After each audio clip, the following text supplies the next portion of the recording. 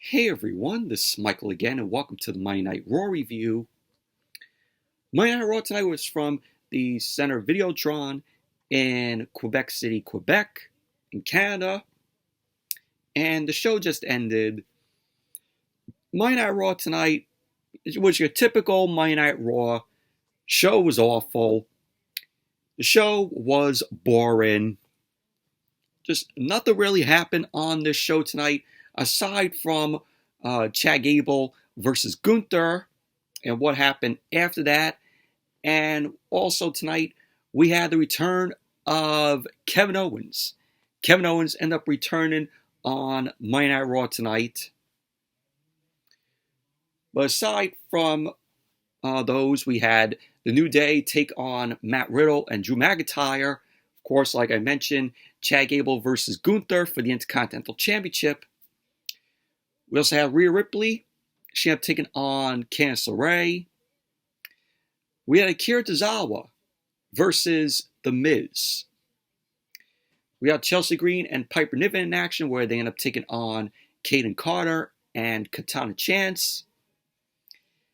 And we also had your typical Monday Night Raw tag team main event, which at first it was just a tag team match, which was Damian Priest and Balor versus Kevin Owens and Sami Zayn, and then it got turned into a six-man tag with Damian Priest, Dominik, Mysterio, and Finn Balor taking on Cody Rhodes, Sami Zayn, and Kevin Owens. Your typical Monday Night Raw rinse and repeat tag team match.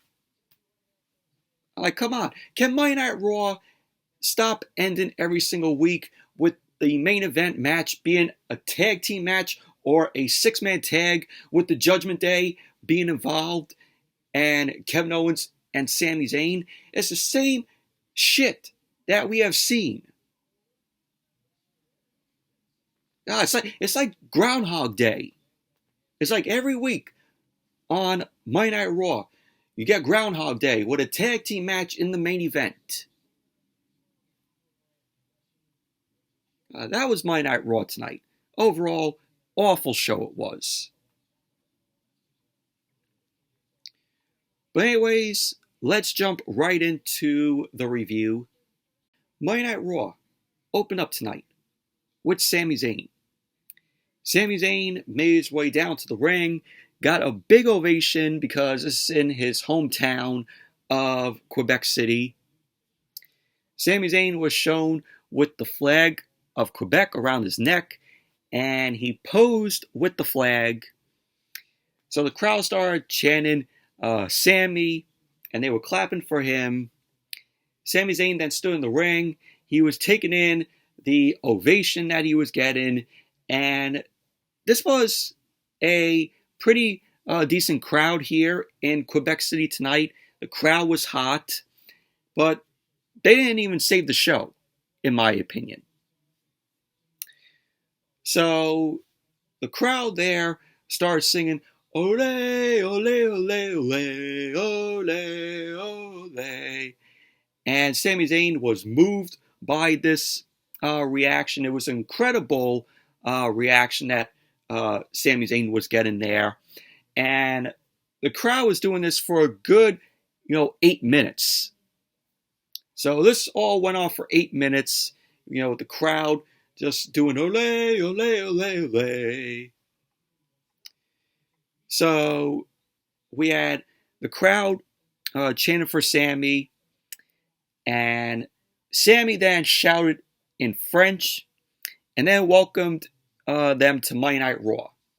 The crowd continued to cheer Sami Zayn loudly, and I gotta say, we should have had a translator for this show tonight, because you had Sami Zayn, shouting in French. You had The Miz later on. He was talking in French. You had Raquel Rodriguez, Smiley Raquel, end up saying something in Spanish to Rhea Ripley. It's like we should have had a translator for this show tonight. And then we had the Judgment Day.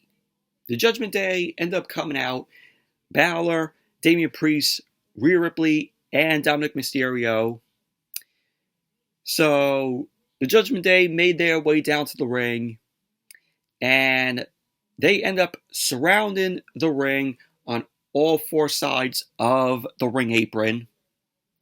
Sami Zayn got on the mic. He ended up saying, before they do whatever they're going to do, he has a question. Sami then ended up asking a question in French, and the crowd ended up popping.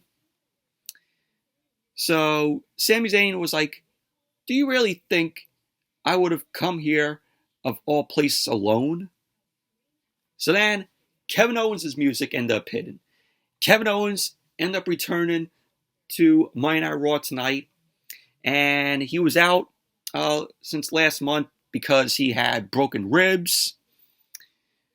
So Kevin Owens stormed down to the ring, and he started stomping away on Dominik Mysterio. Balor then ended up hitting the ropes. Kevin Owens ended up pulling Balor out, ended up sending him into the barricade. Zayn ended up fighting off Damian Priest in the ring as Kevin Owens ended up entering the ring. Sami Zayn shoved Damian Priest into Owens, to which Owens laid out Priest with a stunner. So Sami Zayn and Kevin Owens stood tall in the ring, and of course we had the crowd end up loudly cheering for both Owens and Zayn. Sami Zayn then ended up grabbing a mic. He handed the mic to his buddy Kevin Owens. So we had a Kevin Owens chant end up firing up from the crowd. Owens got on the mic. He ended up saying that it's been far too long since he's had a match on Raw. So he was like, how about this? Right here tonight, him and Sami Zayn fight against any two of the Judgment Day. Owens then spoke in French, and he tossed the mic, and the crowd ended up cheering. So Owens ended up saying this in French, soy en voice crissé en volée. I think that's what he said. So that translated to, tonight, we're going to beat the shit out of you. So the Judgment Day accepted a challenge, and of course, it was up to Adam Pearce to make the match official, which you knew Adam Pearce was going to make it official. So pretty much that was that. Overall, thought this was a good opening to Monday Night Raw tonight, with Kevin Owens returning after a month of him being out due to him having broken ribs. So, and he was also present. Kevin Owens was also present on SmackDown in a dark match. So there was a picture that was posted on social media with Kevin Owens being there. So you already knew that Kevin Owens was going to appear on Monday Night Raw after that. So that was that. So then we had the first match of the night. We had the New Day, Kofi Kingston, and Xavier Woods versus Matt Riddle and Drew McIntyre. And this was a okay match here. Match started off with Matt Riddle and Xavier Woods going at it. Woods hooked a side headlock on Matt Riddle, but Riddle ended up whipping Woods off. Riddle dropped down and leapt frog over Woods. Woods ended up stopping Riddle, and Woods ended up shoving him. And then, this point here in the match, all you just heard was Xavier Woods shouting that McIntyre and Riddle are not a real tag team. See, even Woods acknowledges that Riddle and McIntyre are not a real tag team. They're not a legit tag team. I think Woods should shout that at every team that WWE pairs that are not a legit tag team. So even Woods acknowledged that. So Woods then ended up knocking Riddle to the corner. Kofi Kingston ended up kicking Riddle back as Kofi ended up tagging in. Kofi ended up hitting a springboard splash to Riddle, to which he went for the cover, and Riddle kicked out. Riddle ended up going for a back suplex to Kofi, but Kofi ended up flipping through and drop kicked Riddle. McIntyre ended up tagging in. McIntyre and Kingston ended up going back and forth. Kingston ended up knocking McIntyre into the corner. McIntyre ended up grabbing Kingston, attempting a springboard, and McIntyre ended up pinning a overhead belly-to-belly suplex to Kofi. So we had Xavier Woods end up coming in. McIntyre ended up delivering an overhead belly-to-belly suplex to Woods also. So Riddle got into the ring. He hugged McIntyre, and McIntyre was looking all confused, like, why is he hugging me? So McIntyre then ended up hugging Riddle back, and we had McIntyre end up giving Riddle a belly-to-belly suplex over the top rope and taking out Kofi and Xavier Woods. So then Monday Night Raw went to commercial. Then as Monday Night Raw came back from the commercial, Kofi Kingston ended up going for the cover on Riddle, and Riddle ended up kicking out. Kofi then applied an overhead wrist lock, but Riddle soon fired up. Kofi ended up grounding Riddle with a side leg sweep to stop him from making the tag to McIntyre. Kofi then ended up hitting the snapmare, and we had Xavier Woods was the legal man at this point here in the match. Woods applied an armbar on Riddle, but Riddle ended up fighting back. Woods ended up avoiding a step-up enziguri from Riddle, and he had pinned a sliding flatliner to Riddle. Kofi then ended up tagging in. He came off the second rope. He delivered a diving splash onto Riddle, to which he went for the cover, and Riddle kicked out. So Kofi ended up applying an armbar to Riddle. Riddle fought up, and he nearly tagged in McIntyre, but he was too far away to make the tag to McIntyre. Kofi then swept Riddle's feet, and he headed to the top rope. Kofi jumped off the top, and Riddle ended up delivering a final flash knee out of midair to Kofi. Woods ended up tagging in. He stopped Riddle from making the tag to McIntyre. So Riddle fought back, and he ended up getting Woods on the top rope. Riddle then ended up hitting a wild fisherman superplex off the top rope to Xavier Woods, and the look of that was brutal, in my opinion. That looked like a brutal bump that Xavier Woods ended up taking. So Riddle then crawled toward McIntyre, but Xavier Woods ended up holding Riddle's ankle. And then all of a sudden, we saw Eric of the Viking Raiders snuck up behind McIntyre and pulled McIntyre off the apron.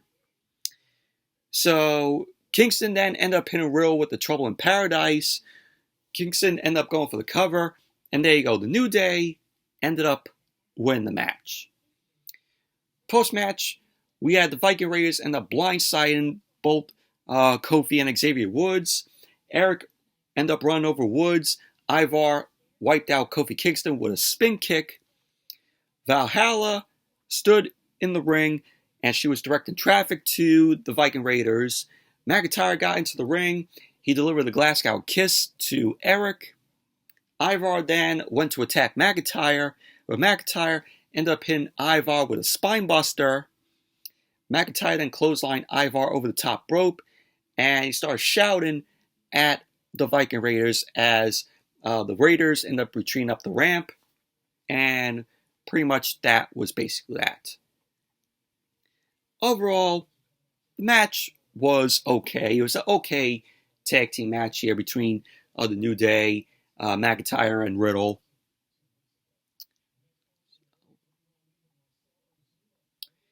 And then we had Jackie Redmond.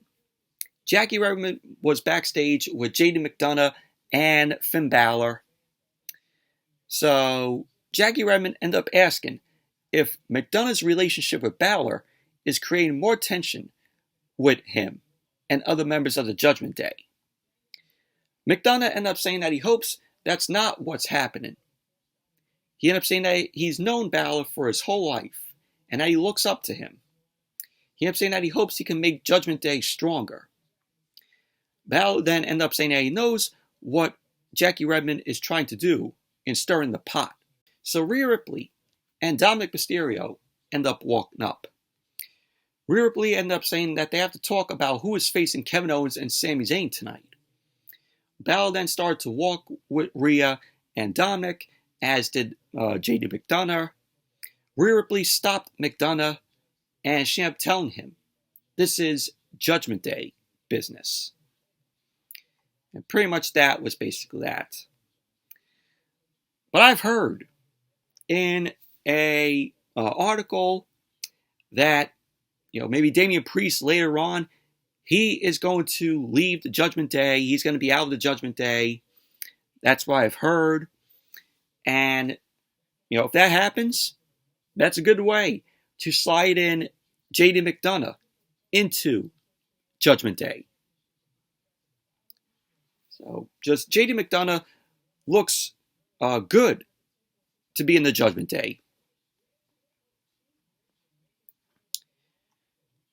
So then we saw Gunther, the Intercontinental Champion. He was backstage. This was done earlier in the day. Gunther ended up saying that tonight, the world will witness the glory of the greatest Intercontinental Heavyweight Champion of all time. He ended up saying that Chad Gable thinks that time is his enemy, but time is his friend. He ended up saying that with each passing day, he keeps building his lifelong legacy. Gunther ended up saying that he respects Gable's accomplishments, but he will not make a name for himself at his expense. He ended up saying that the fairy tale story ends tonight. So then we went to Chad Gable backstage. Chad Gable, of course, was with Otis and Maxine Dupree.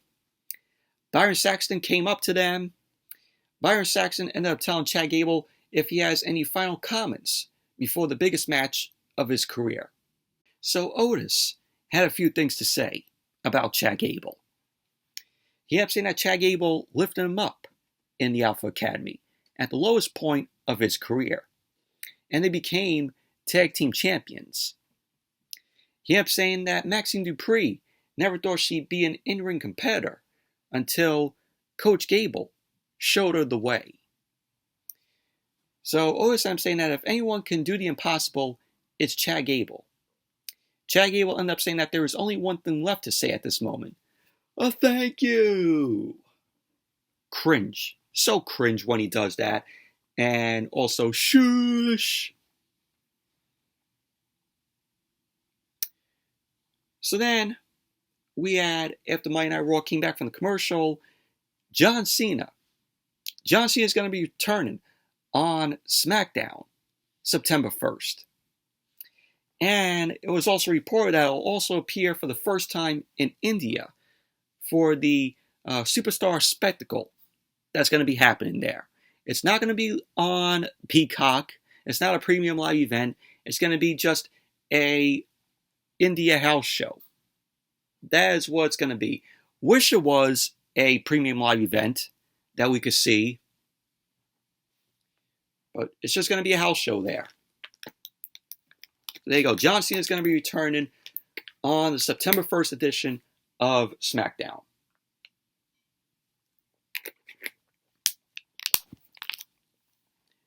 And then we went to Chad Gable versus Gunther. Intercontinental Championship on the line. This was a good match here. This, in my opinion, was the best thing to happen on the show tonight. So the match got underway. They ended up circling the ring, both Gable and Gunther.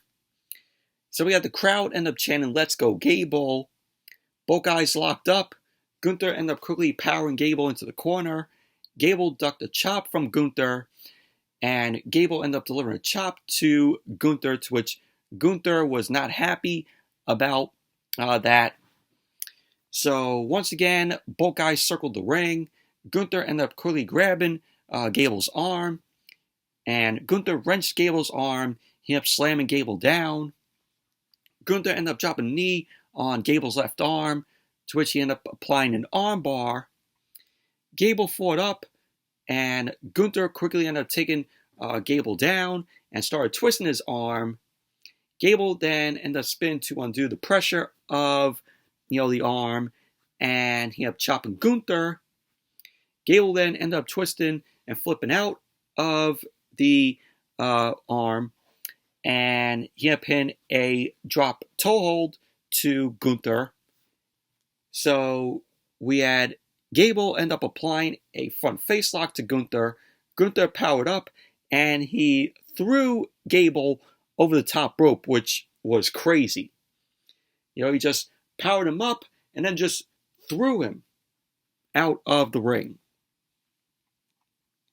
So Gable ended up getting into the ring as the ref counted to 5. And just when Gable got into the ring, Gunther delivered a hard hidden chop to Gable's chest. So then Monday Night Raw went to commercial. Then when Monday Night Raw came back from the commercial, Gunther was in control of the match. Gunther ended up kicking Gable in his head from the apron. He went to ringside, and he ended up crushing Gable with a back suplex onto the barricade. Gunther got into the ring, and he was looking for a count out. Gable slowly got back in as the ref counted to 9. Gunther immediately ended up hitting Gable with a delayed double arm suplex, to which Gunther ended up going for the cover, and Gable ended up kicking out. So Gunther ended up viciously whipping Gable, starting first into the turnbuckles, to which Gunther ended up going into the turnbuckles hard. Just the speed of him getting whipped into the turnbuckles was crazy. So Gunther ended up delivering a kick to Gable's chest. Gunther then ended up going to whip Gable, but Gable ended up collapsing because he was exhausted. Gunther then smiled and pointed at Gable. He was kicking away at Gable, talking some trash. So Gable ended up quickly kicking Gunther back. Gunther then ran into a boot from Gable. Gable headed to the top rope. He started kicking away at Gunther. Gunther ended up going for a chop, but Gable ended up grabbing Gunther's arm. He ended up hanging Gunther's arm over the top rope with an arm bar. Gable then ended up releasing that because the ref was counting, so Gable wouldn't be disqualified. So Gable came off the ropes, but Gunther ended up chopping Gable out of midair. Gunther then connected with a lariat to Gable, and Gunther ended up going for the cover, to which Gable ended up kicking out. So we had Gable end up trying to fight back with a drop kick.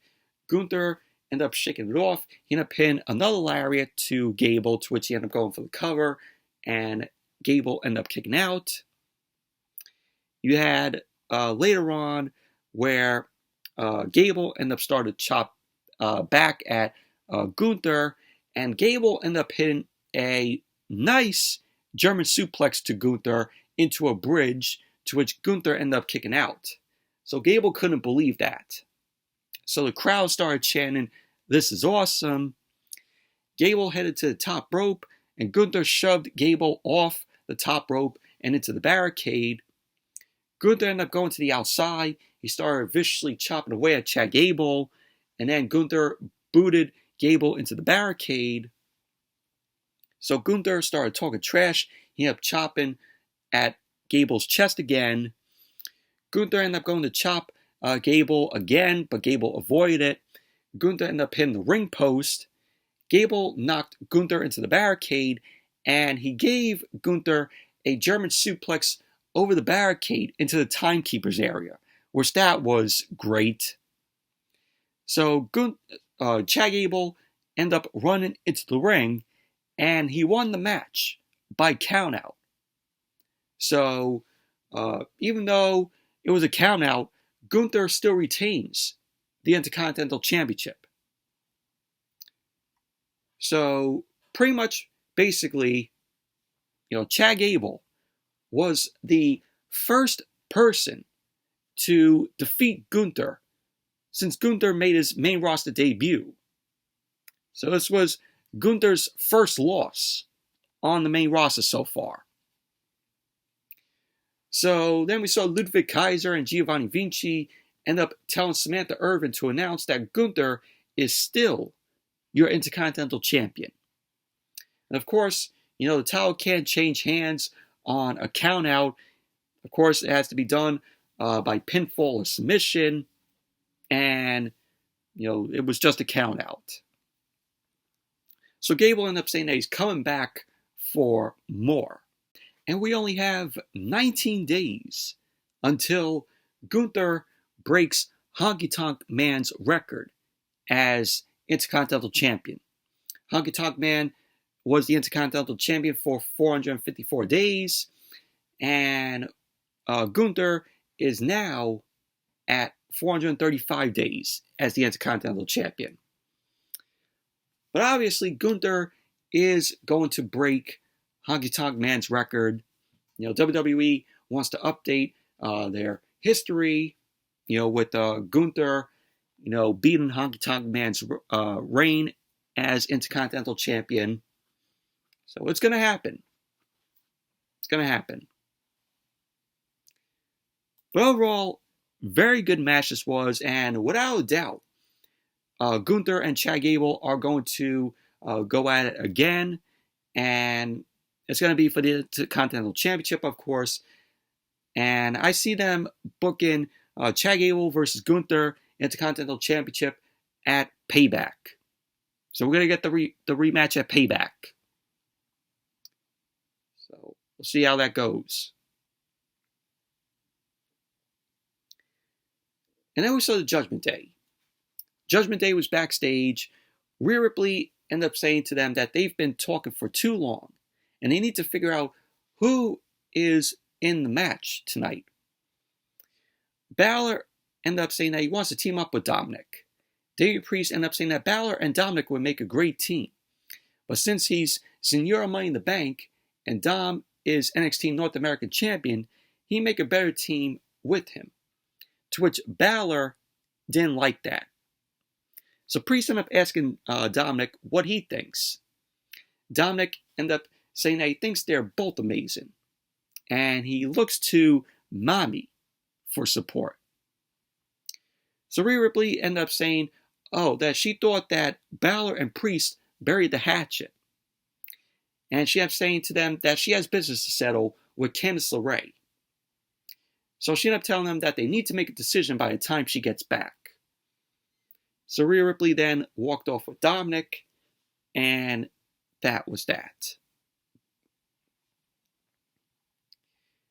So then, as Monday Night Raw came back from the commercial, Gunther was shouting at Ludwig Kaiser and Giovanni Vinci backstage.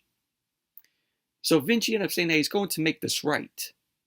Kaiser ended up asking what Vinci is going to do, and that was that. So all you just saw was Vinci just there.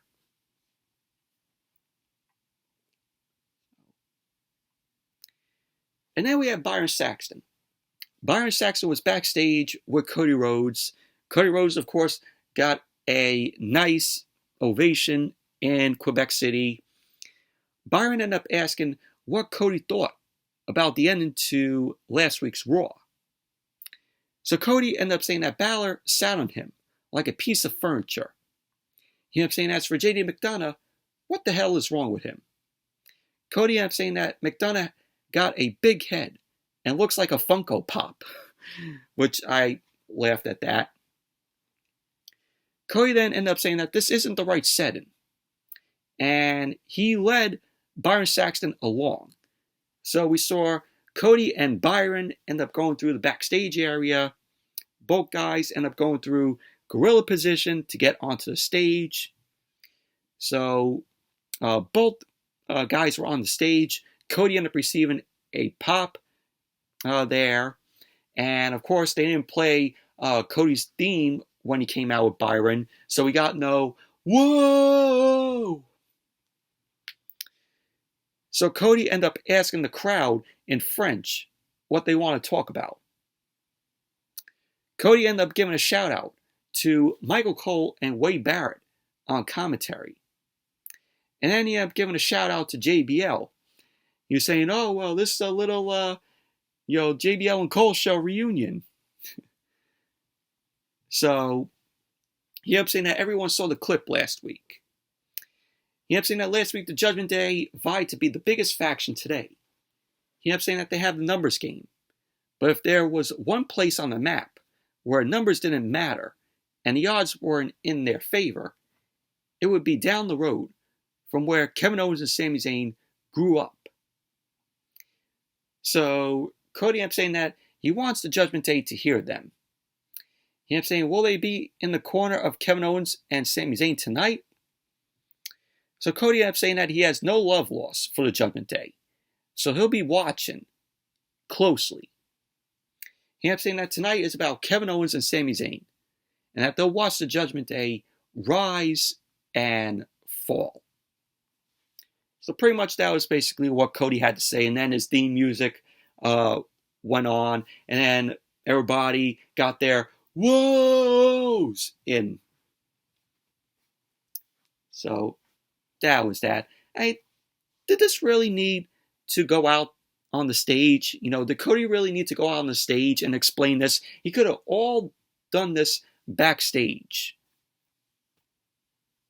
So this made no sense for him to go all the way out, drag Byron Saxton out to the stage, and explain all this.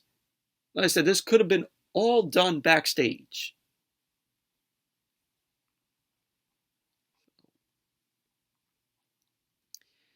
So then we saw Shinsuke Nakamura.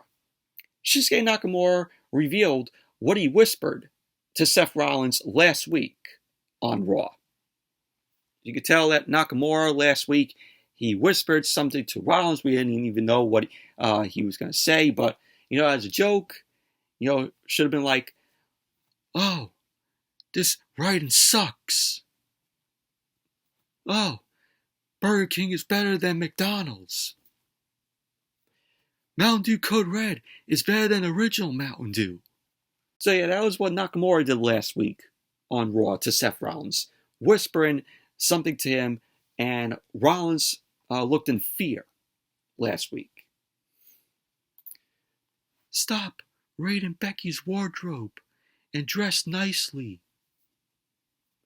Oh, that piece of clothing looks like a wedding dress. So Nakamura ended up saying that everyone has been wondering what he whispered to Rollins that filled him with fear last week on Raw. Nakamura ended up saying that Rollins is a man who acts like he has it all. And this was all translated. So Nakamura ended up saying that he's prosperous and a champion.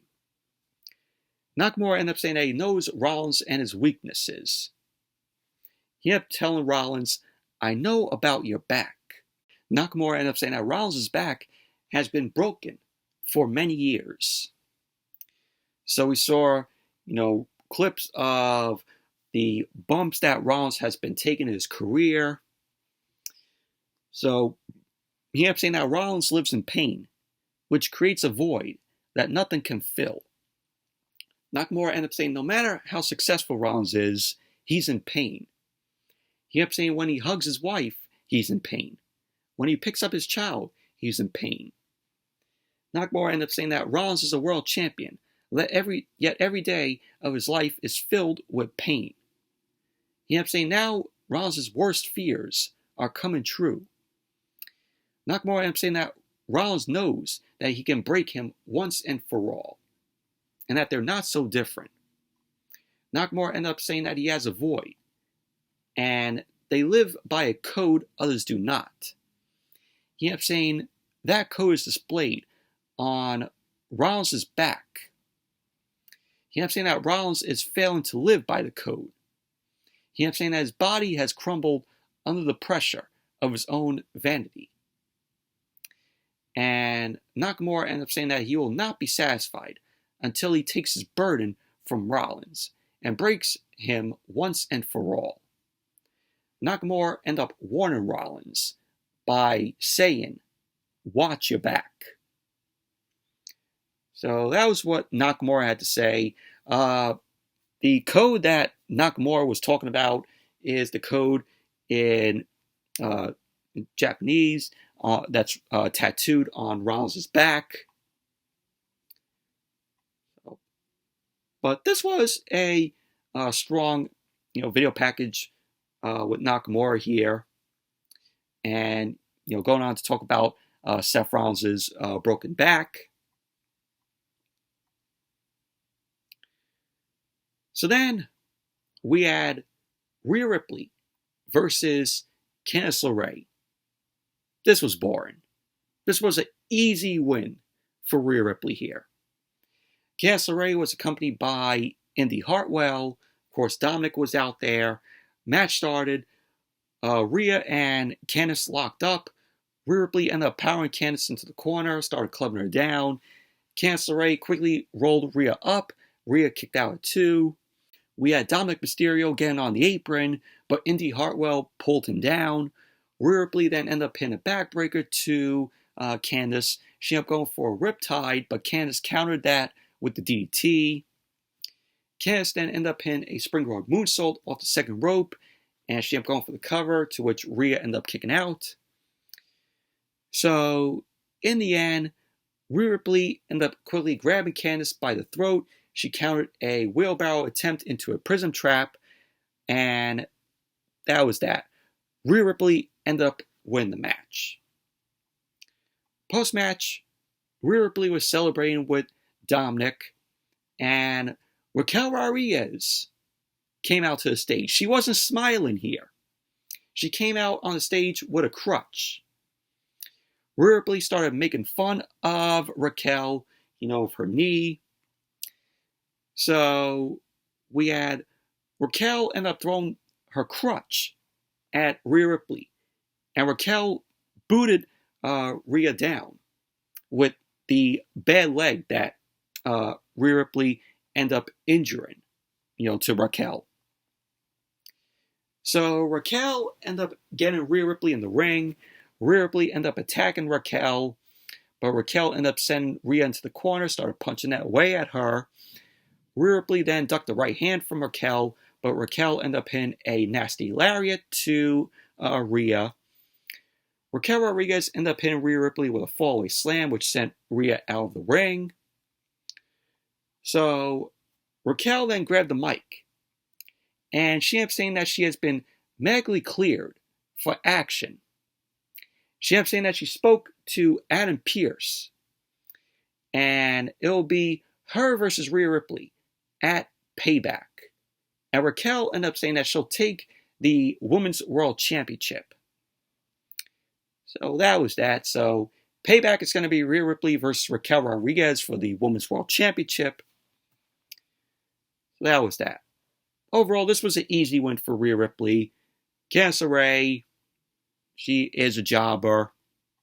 But she deserves better. Candice LeRae deserves better than what WWE is booking her to be. Because Candice LeRae is talented. Look at the match that she had down NXT. But Candice LeRae deserves better. And then we had Tommaso Ciampa. Tommaso Ciampa was backstage. Ciampa ended up saying that it has been 9 weeks since he returned to Monday Night Raw. He ended up saying that he had 63 days to reflect on his return. And that he's the guy that laid in the ring as Chad Gable celebrated with his son 2 weeks ago. Ciampa ended up saying that he wanted that opportunity. He ended up saying that he's also the man that Nakamura defeated, and he is now going for the World Heavyweight Championship. Ciampa ended up saying that he isn't here to be a stepping stone. Ciampa ended up saying that he wants to be the guy, and is dying to take a breath. Ciampa ended up saying that he is here to take over. So, pretty much that was what Ciampa had to say. Don't blame Ciampa for saying all this. All Ciampa is doing on social media is having flyers, and he's posting the flyers of Johnny Gargano, his best friend, that says, missing Johnny Gargano. That's all they have Ciampa doing.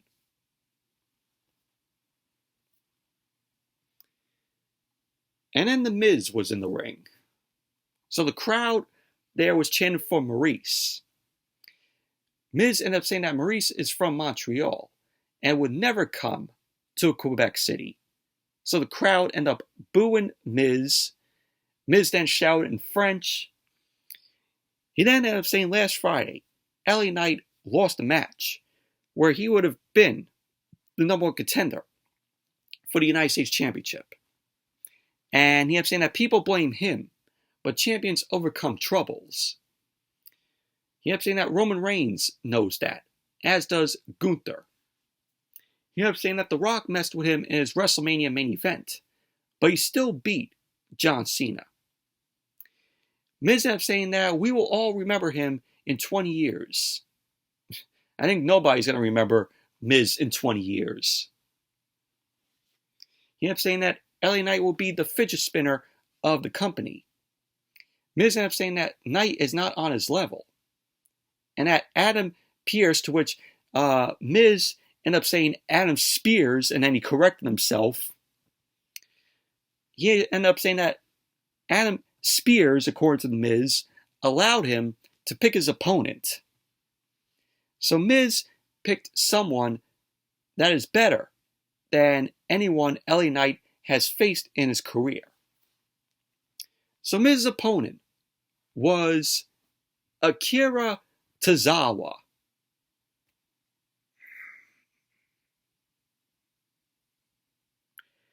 Boy, this is some creative. This is some creative from WWE. So Akira Tozawa came out. So The Miz ended up saying that Akira Tozawa is a former 24/7 champion. Well, great. We had to have that get mentioned.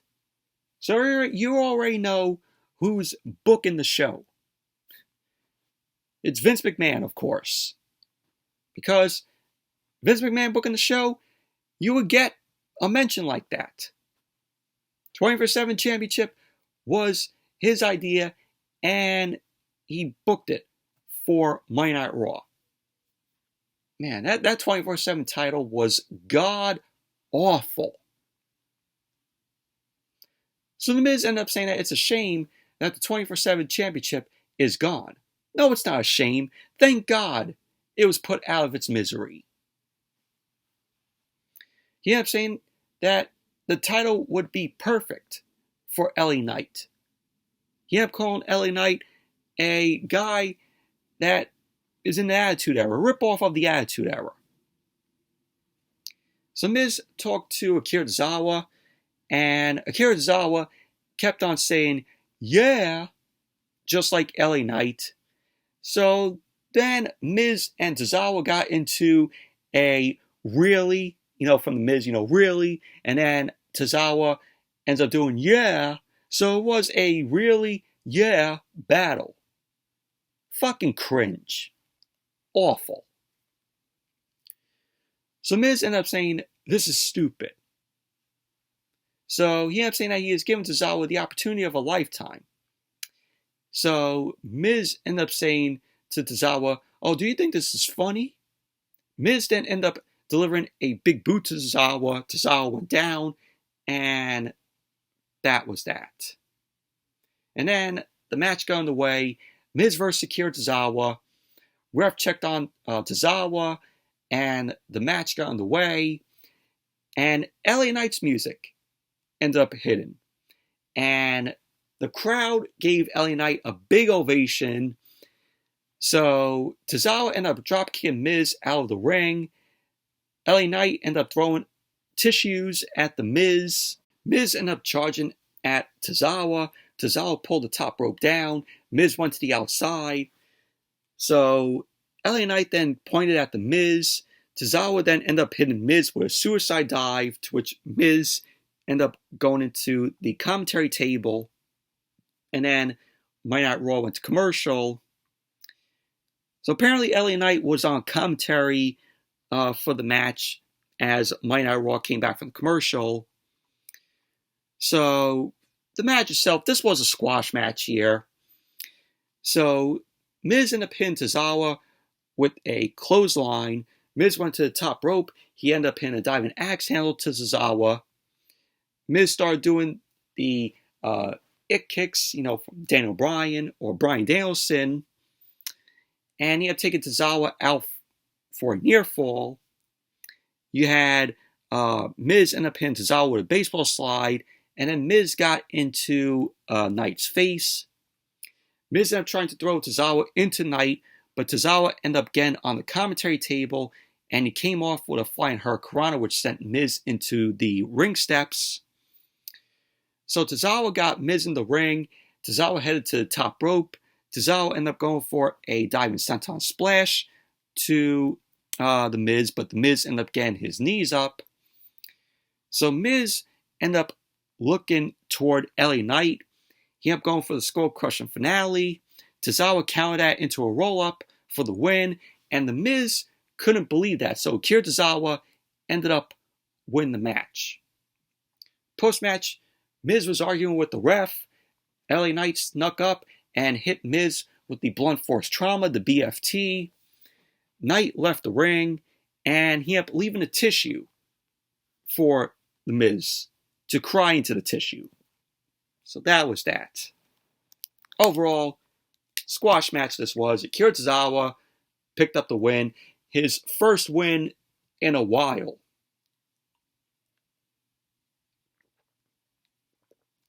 So that was that. So then we saw Matt Riddle. Matt Riddle was trying to keep Drew McIntyre motivated.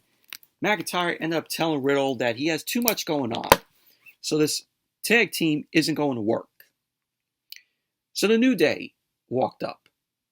And we had Kofi and Xavier end up saying to them that they have some potential. Woods ended up saying that he has a name for them. McRiddle. So yeah, that's Woods' name for them. McRiddle. Sounds like something you will order from McDonald's. The McRiddle. Welcome to McDonald's. May I take your order? Yes, I'll have one McRiddle. I have one McRiddle to go. Yeah, McDonald's. If you want something new for your menu, you had Xavier Woods end up giving you a name. The McRiddle. So, Woods and Kofi end up saying that they will face the Viking Raiders. And once they're done whipping the Viking Raiders, they love to lock up with Riddle and McIntyre again. So they all end up bumping fists. Riddle ended up showing off his fingernails, which were painted yellow. Riddle ended up begging McIntyre not to give up on them. So McIntyre ended up walking off, and that was that. But who knows? Maybe McIntyre will be turned heel from the looks of this. We'll see.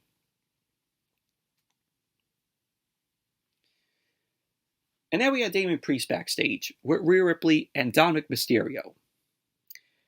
Rhea Ripley ended up asking Priest if they figured it out. Priest ended up saying that he tried, but Balor wanted to talk to McDonough. Rhea Ripley was upset. She ended up saying that Priest isn't trusting Balor as much as Balor doesn't trust him. Ripley ended up saying that she gave them a chance to figure it out, but they couldn't do it. And that now, she'll have to do it.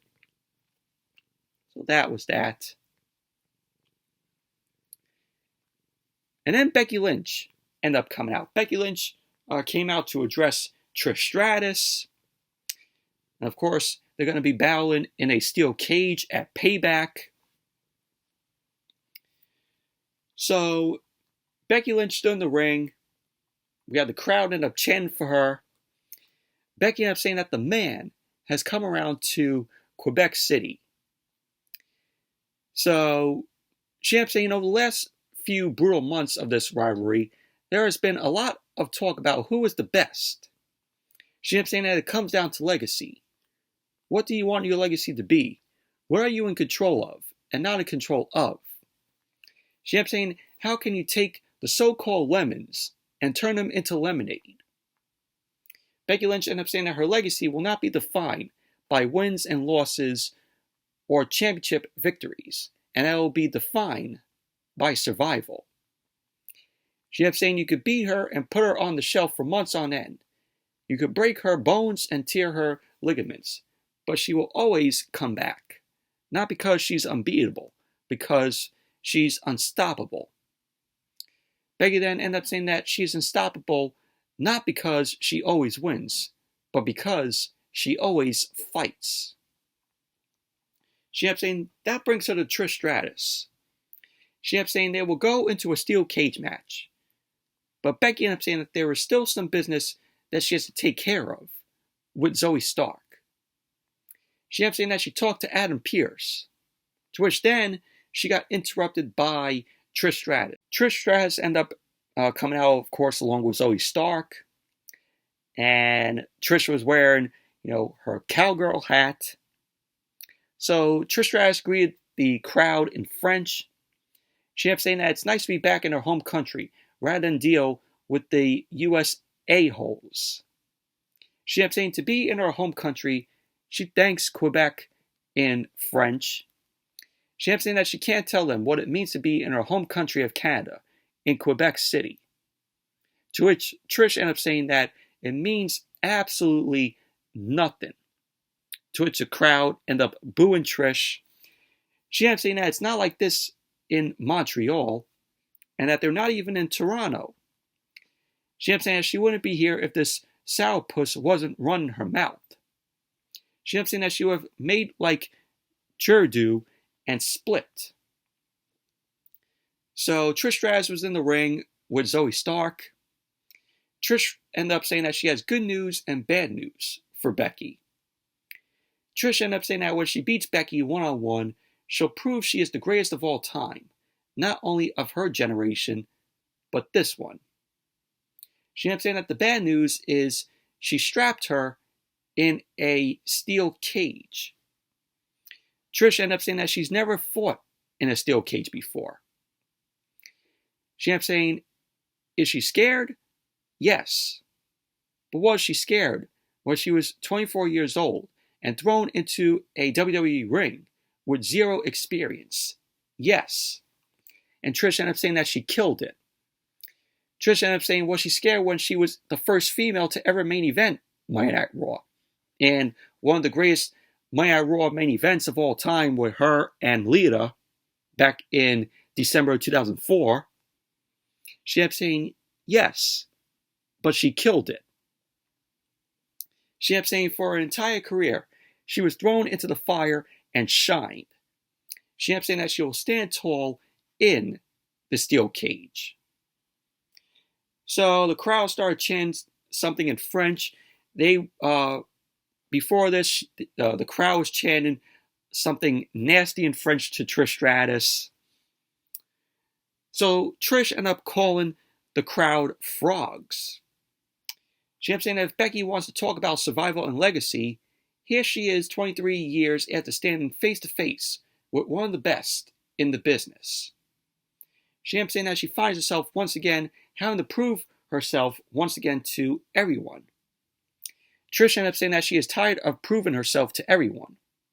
She ended up saying when Becky steps into the cage with her, she'll see a side of her she's never seen before. She ended up saying that Becky should be scared.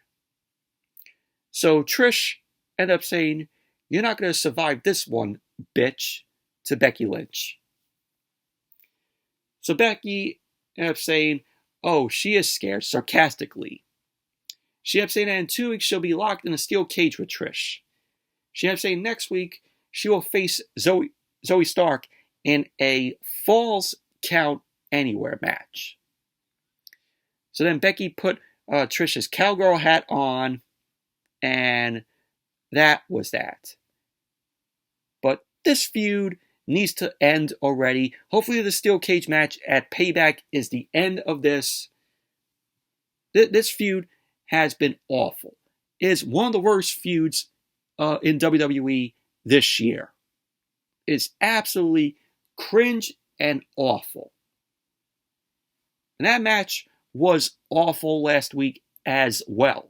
WWE ended Becky Lynch and Trish Stratus' match last week on Monday Night Raw in a double countout. And they did that only to stretch this awful feud to Payback. And I really do hope, like I said, this feud ends at Payback. If it doesn't end at Payback, WWE is doing something wrong there. Because I don't want to see this feud stretch even longer after Payback.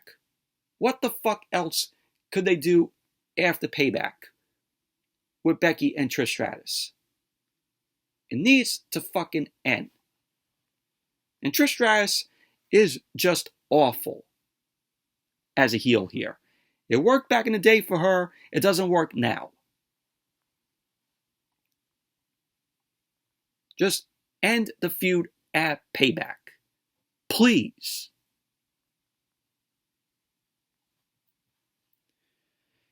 So then we saw Byron Saxton. Byron Saxton was backstage with Chelsea Green and Piper Niven. Of course, Piper Niven became Chelsea Green's replacement partner last week on Monday Night Raw. Chelsea Green ended up saying that she had to get WWE management to authorize her and Piper Niven as champions. Chelsea ended up saying that she got it done because that's what champions do. Piper Niven had enough of what Chelsea was saying. She forced Chelsea Green to get moving. So Chelsea Green and Piper Niven made their way to the ring, and they were going to be facing Kayden Carter and Katana Chance. To which after the commercial, we got the match. Match was quick. Piper Niven got into the ring. She ended up splashing Katana Chance. There you go. Chelsea Green and Piper Niven ended up winning the match. Moving on. All I can say is Katana Chance and Kayden Carter, they deserve better than what they are given.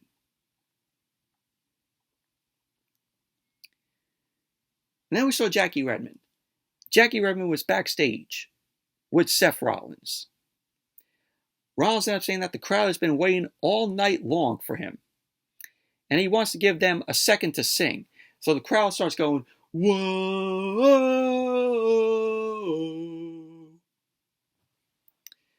So Jackie Redmond ended up asking Rollins for an injury update. And if there is any truth to what Nakamura said earlier in the night. Rollins' dad removed his sunglasses. He looked serious. Rollins was wearing this blue shirt with a tie up to, tie the shirt, made a knot in it. So he ended up saying Nakamura caught him off guard when he brought up his back injury. Rollins ended up saying that's not something he likes to talk about publicly. He ended up saying that if they're being open, he does have 2 fractures in his lumbar spine. Rollins ended up saying that he's been living with that injury for 4 years. He ended up saying that it doesn't get better by itself. He ended up saying that he doesn't know what the end game is or how much longer he can do this at the level he's currently running at.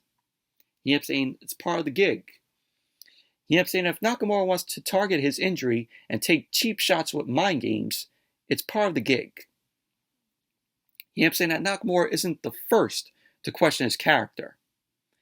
Rollins ended up saying that if Nakamura wants to bring his family into it, his wife, daughter, and livelihood into it, he better be prepared to face him man to man. He ended up saying Nakamura isn't even here, and that he's in a TV studio 1,000 miles away, too afraid to face him. Rollins ended up saying that he will give Nakamura one more chance to play mind games next week. He ended up saying Nakamura can prove that he's an honorable warrior. He ended up saying that he'll repeat what he told him last week.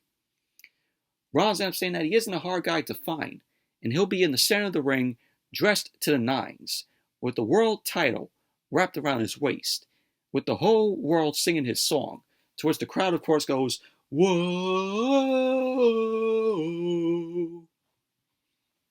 And that was that. But this was a good promo here from Seth Rollins. I liked how he got, Rollins explain about his 2 fractures in his lumbar spine, and that he's been living with this injury for 4 years, which we all didn't know about. So I liked how we got an explanation of that.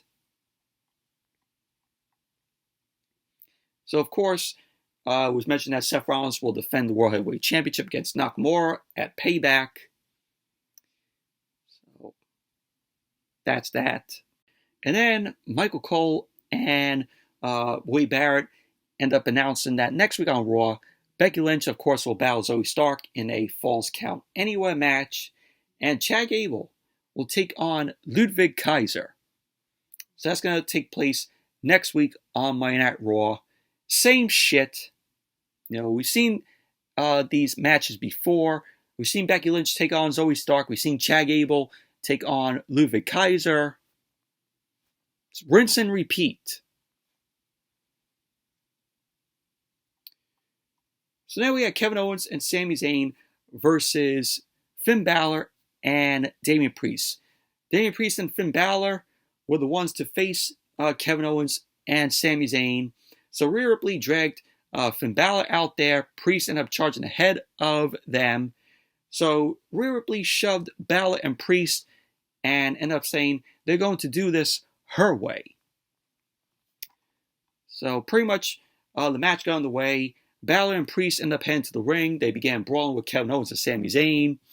Owens ended up chopping Priest at ringside. Priest ended up punching Owens down, but Sami Zayn ended up attacking Priest from behind. Sami Zayn ended up getting Priest in the ring. Match ended up getting underway. Priest ended up turning Sami Zayn around in the corner, and he ended up punching away at Sami Zayn. Priest sent Sami Zayn into the ropes, but Sami Zayn ended up ducking the clothesline from Priest. Zayn ended up clotheslining Priest over the top rope. Balor ran over, but Sami Zayn ended up bouncing him off the commentary table. Priest then blindsided Sami Zayn with a right hand and got him into the ring. Priest ended up decking Sami Zayn with a forearm. Balor then tagged in, grabbed Sami Zayn. Sami Zayn countered into a vertical suplex to Balor. Kevin Owens then tagged in, knocked Priest off the apron. Owens then ended up punching and stomping away at Balor down, and it got a huge ovation. Owens ended up going outside. He ran over Balor with a clothesline before hitting Priest with a clothesline. So Owens knocked Balor down in the ring, ended up hitting Priest with a cannonball off the apron. So Owens immediately headed to the top rope. He ended up hitting Balor with a swanton. So Owens ended up going for a stunner on Balor, but Balor shoved Owens off, and Balor ended up hitting a sling blade to Owens. Priest then signaled for Balor to use the briefcase, the Money in the Bank briefcase, but Sami Zayn ended up attacking him. Jaden McDonough appeared, and Jaden McDonough tossed the briefcase to Balor, but Owens intercepted the briefcase. Owens ended up hitting Balor in the head with the briefcase, which the referee saw it. So the referee ended up calling for the bell. So Balor and Priest ended up winning the match by disqualification. Post-match, Priest ended up shouting frustration at Jaden McDonough. Sami Zayn attacked McDonough from behind. Balor, Priest, and Dominik ended up triple teaming on Sami Zayn and Kevin Owens. So then Kevin Owens ended up running down, and he ended up hitting Dominik and Priest and Balor with the weightlifting belt. Cody ended up getting an ovation. Cody ended up getting on the mic. He ended up saying they're not ending the show like this. So Cody ended up challenging the Judgment Day, Balor, Priest, and Dominik to a 6-man tag. So Adam Pearce ended up coming out, and he made the match official. So there you go, 6-man tag. Your typical 6-man tag main event to close Monday Night Raw. Same old shit.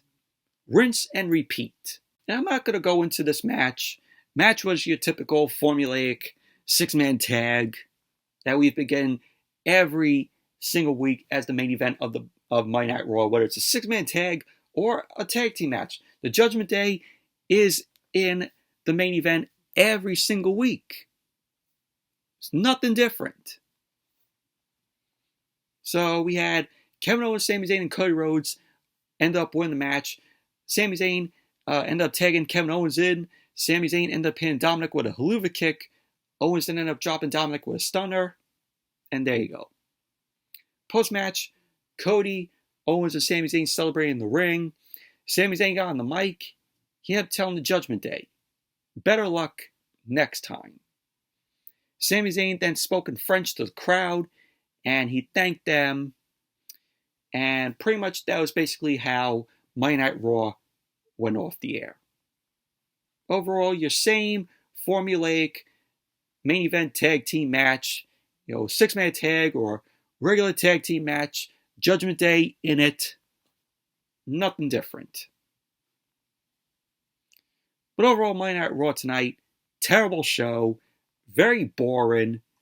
The only good thing on this show, for match-wise, was Chad Gable versus Gunther. But anyways, that's it for the Monday Night Raw review. Thank you all for watching. Hope you all enjoyed this review. Definitely give the video a thumbs up, comment, subscribe, and I'll see you all Wednesday night for AEW Dynamite. So till then, see you all on Wednesday.